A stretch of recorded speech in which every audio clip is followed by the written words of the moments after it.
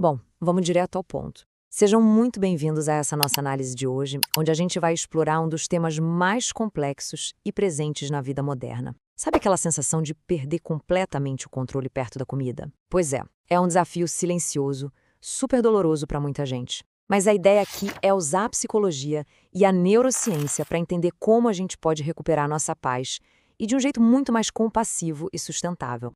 A grande pergunta é: a gente está comendo por fome física mesmo ou só para alimentar as nossas emoções? Olha, colocar isso em perspectiva vai direto ao coração da nossa luta compartilhada. Entender essa diferença é literalmente o primeiro passo para tirar a culpa de cena. Até porque, quando a gente compreende a causa real de um comportamento, aquele peso de achar que foi um fracasso moral simplesmente desaparece. E quando a culpa vai embora, a verdadeira mudança pode finalmente começar. Então, vamos definir o que é a compulsão, separando os fatos dos sentimentos. Para deixar claro, a compulsão alimentar é um distúrbio reconhecido pela medicina, tá? É caracterizada por aqueles episódios em que a pessoa come uma quantidade enorme de comida super rápido, às vezes até escondido, com uma sensação desesperadora de perda de controle. Não tem nada a ver com falha de caráter ou falta de força de vontade. É uma resposta psicológica e biológica super real. Aquela sensação de comer até ficar desconfortavelmente cheio e depois sentir uma tristeza profunda tem nome, tem mecanismos científicos por trás e, o mais importante de tudo, tem tratamento. Agora a gente entra na armadilha da restrição e como as dietas costumam causar um verdadeiro efeito rebote. 99%. Esse é um número assustador de pessoas que buscam resultados rápidos e milagrosos, mas que, no fundo, não sabem como se nutrir de verdade. É muito comum a gente ver a dependência de jejuns prolongados sem orientação nenhuma, ou simplesmente o hábito de pular refeições inteiras na correria do trabalho. E adivinha, é exatamente aí que o nosso corpo sai completamente dos trilhos. É quando acontece aquele terrível efeito rebote biológico. Pensa comigo. Quando nosso corpo é privado de nutrientes ao longo do dia, a fome não some como num passe de mágica. Ela vai acumulando, bem quietinha. Aí acontece uma queda brutal nos nutrientes essenciais e o nosso cérebro vira a chavinha para o instinto de sobrevivência. Basicamente, a nossa mente entra num modo homem das cavernas, caçando calorias. Nessa hora, um prato de brócolis perde feio para um pacote de biscoitos, sem dúvida.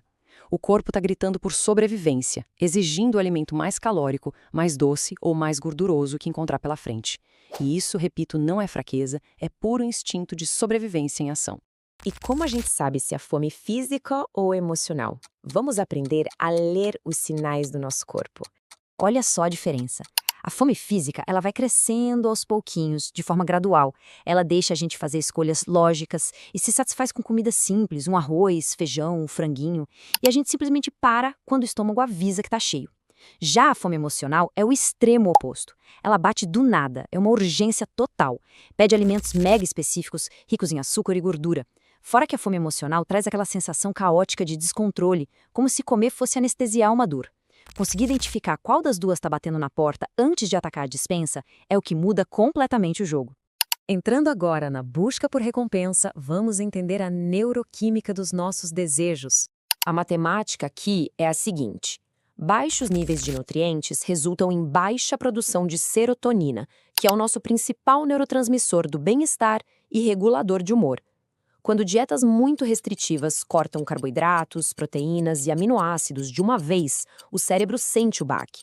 E para aliviar rápido o estresse, a ansiedade ou a tristeza, ele vai desesperadamente atrás de picos imediatos de dopamina. Basicamente, o nosso organismo passa a usar aquele bolo de chocolate ou fast food como um remedinho instantâneo para regular o próprio humor. E é por isso que a gente precisa falar sobre mudança de mentalidade e como reconectar a nossa relação com as falhas. Aqui vai um conselho que pode parecer inusitado. Fique feliz com seus fracassos. Quem consegue resultados sustentáveis de verdade entende que a vida nunca é uma linha reta. Um episódio de descontrole, uma escorregada pontual, isso não é um desastre e não é motivo para jogar tudo pro alto. Na verdade, é um degrau necessário de aprendizado. O fracasso só acontece para quem tem a coragem de tentar algo novo, né? Tirar lições valiosas dessas falhas é o verdadeiro segredo que constrói a consistência no longo prazo.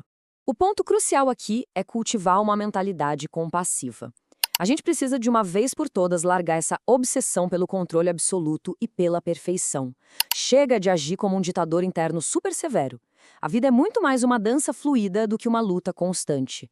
Quando a gente briga demais contra as emoções ou imprevistos, a ansiedade vai lá no teto e o gatilho da compulsão é ativado na mesma hora. Por isso, a gente tem que ampliar as nossas fontes de prazer.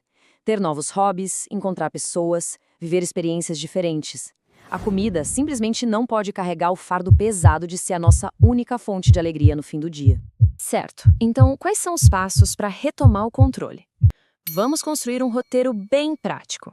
Tem uma frase de sabedoria popular que resume isso com perfeição. Se não tem maturidade, não se dê a oportunidade. A nossa visão é o maior ativador de hábitos impulsivos que existe. Se tem um pacote daquele alimento que você ama, que sempre gera descontrole super fácil na prateleira, a tentação muito provavelmente vai vencer no momento de estresse. E olha, não tem vergonha nenhuma em reconhecer nossas fraquezas e admitir que para certas coisas não tem moderação mesmo. A solução inicial mais inteligente e mais amorosa com o próprio corpo é manter isso longe dos olhos e fora de casa. Na prática, a organização prévia é a grande chave. Passo 1. Planejar as refeições. E para fechar esse nosso ciclo prático com chave de ouro, não dá para ignorar os ajustes no estilo de vida de forma holística. Beber água é fundamental porque muitas vezes o corpo confunde sinais de desidratação com pura fome.